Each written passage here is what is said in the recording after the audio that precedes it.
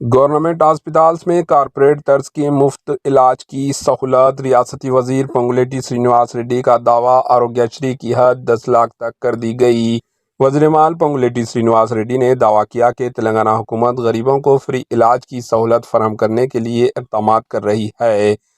ضلع کھمم میں 201 مستحق خاندانوں میں سی ایم ریلیف فنڈ کے تحت 84,53,000 روپے کے چیکس کی تقسیم کی۔ اس موقع پر سرینواس ریڈی نے کہا کہ ریونت ریڈی حکومت نے صحت اور تعلیم کو اپنی ترجیحات میں شامل کیا ہے۔ آروگیہ شری اسکیم کے تحت فری علاج کی حد کو 5 لاکھ سے بڑھا کر 10 لاکھ کر دیا گیا۔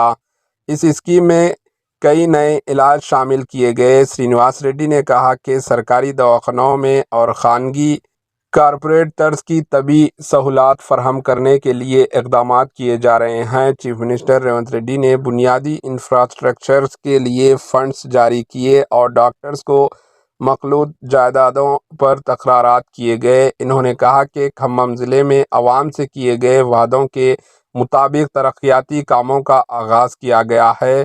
انہوں نے کہا کہ حکومت کی کارکردگی سے عوام مطمئن ہیں اور وہ اپوزیشن کے بہکاؤ میں نہیں آئے۔ Bureau report AHN news.